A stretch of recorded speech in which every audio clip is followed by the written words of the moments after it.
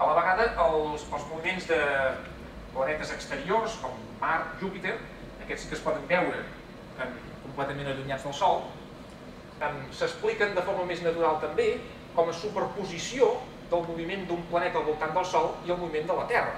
Nosaltres estem a la Terra, nosaltres veiem la combinació del moviment tant del planeta com de l'observador.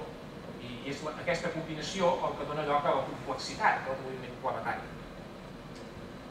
Això va representar un canvi de visió molt important. Resulta que la Terra ara és un planeta. Això, abans del model heliocèntric, ningú se li havia acudit, evidentment. La Terra era diferent, els planetes eren objectes en el cel que giraven de les seves formes, cada un amb la seva personalitat, però ara resulta que la Terra gira també al voltant del Sol i és un planeta.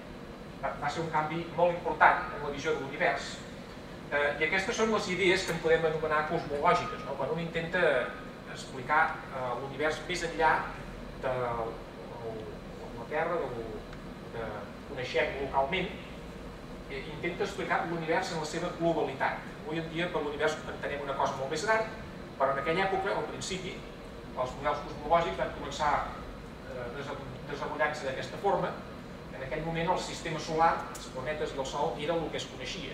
Més enllà d'això, simplement hi havia la bòveda celeste, que tenia les estrelles fixes allà enganxades, perquè era com el límit de l'univers conegut.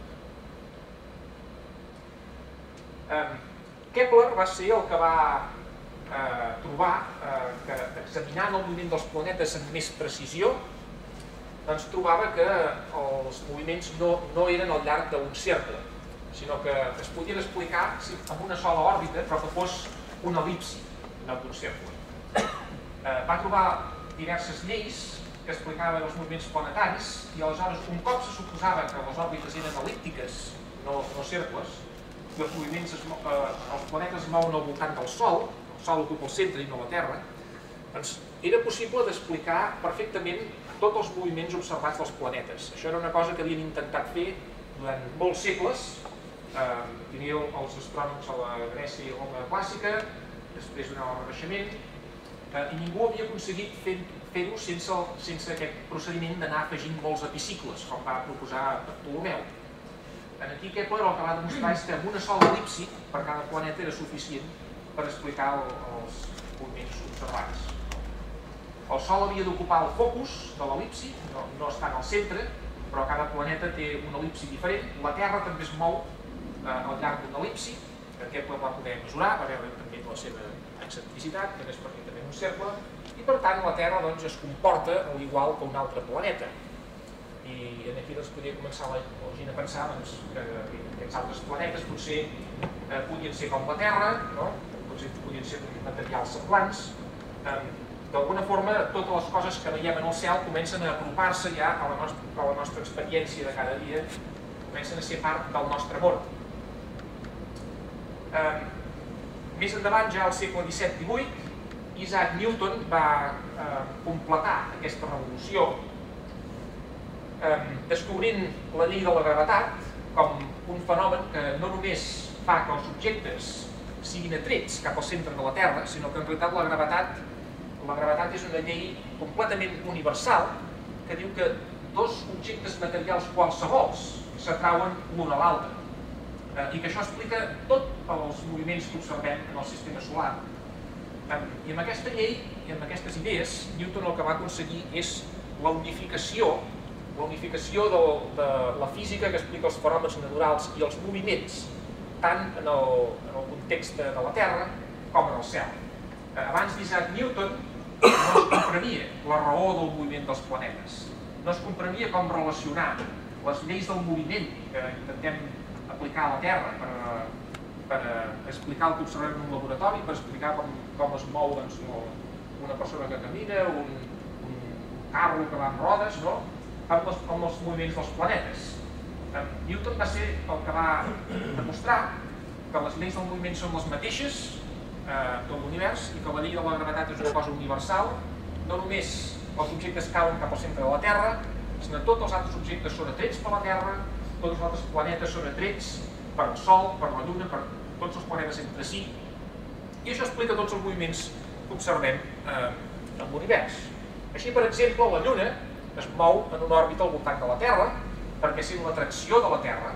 Aquesta atracció faria que contínuament, si la Lluna comencés en repòs, caigués cap a la Terra, però al tenir una velocitat inicial i estar en òrbita, sempre segueix movent-se en aquesta òrbita, sentint-se constantment atreta cap al centre de la Terra.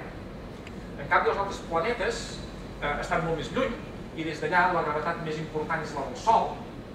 Newton ja va entendre que el Sol, més o menys s'havien mesurat les distàncies, s'havia vist que el Sol és l'objecte més gran del sistema solar, i era el que havia de tenir més massa, i per tant l'atracció gravitatòria del Sol era la predominant.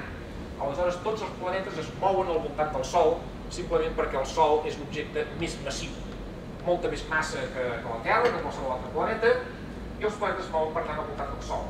I va demostrar Newton que segons la seva llei de la gravetat aquest moviment havia de ser al llarg d'una elipsi i havia de complir les lleis de Kepler, exactament les lleis que Kepler havia trobat purament a partir de les observacions, a partir de prova i encert i error, per trobar alguna cosa que pogués ajustar les observacions.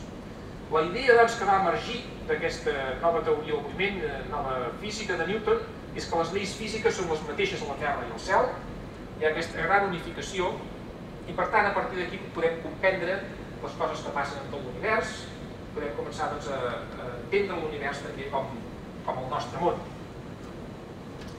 A partir d'aquí les observacions astronòmiques ja es van anar succeint i van anar permetent cada vegada una millor evolució, una més gran evolució del nostre concepte de l'univers en què vivim. Ja no només es tracta de parlar del sistema solar, les estrelles també entren a formar part d'aquest univers, i les estrelles van deixar de ser aviat simples puntets lluminosos en una esfera celeste, sinó que van passar a formar part de les nostres idees cosmològiques. El següent pas va ser entendre que una estrella, el Sol, per exemple, no és més que una estrella la veiem molt més feble en el cel, degut a la gran distància. Nosaltres estem a prop del Sol, estem orbitant al voltant del Sol, però si estiguéssim a la mateixa distància d'una estrella, doncs les veuríem de forma semblant. William Herschel va ser un dels grans astrònoms del segle XVIII i en particular ell va descobrir el que s'anomenen les estrelles binàries. Algunes estrelles no són com el Sol, que hi ha una sola estrella, sinó que tenen una companya al seu voltant. Podem tenir dues estrelles, una orbitant al voltant de l'altra. I William Herschel va acumular les dades de diversos observadors durant molts anys. I va veure que algunes d'aquestes estrelles binàries, que es veuen separades en el cel, estan prou separades perquè amb un telescopi es puguin veure dues estrelles diferents, al llarg dels anys van completant una òrbita.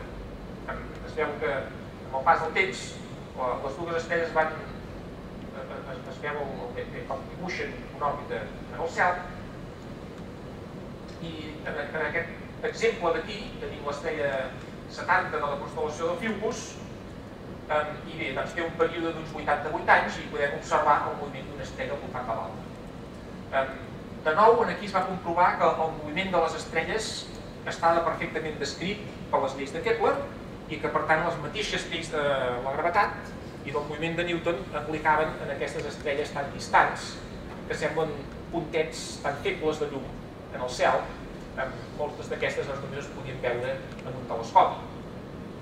Per tant, d'aquí sorgeix el concepte del Sol és una estrella, les lleis físiques són les mateixes, i en aquestes estrelles binàries es pot observar el fet que les dues estrelles es mouen per efecte de la gravetat de l'altra, totes dues es mouen en una òrbita el·líptica i el focus d'aquestes òrbites el·líptiques hi ha al centre de massa de les dues estrelles. Per tant, totes dues s'estan atraient una sobre l'altra.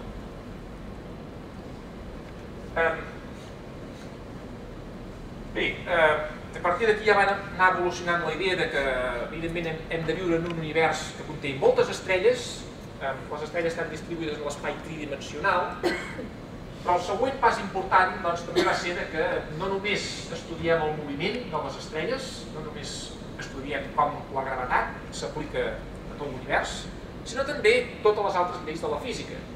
Inicialment això semblava molt difícil que es pogués arribar a entendre les estrelles, alguna cosa més de les estrelles a part del seu moviment. Per exemple,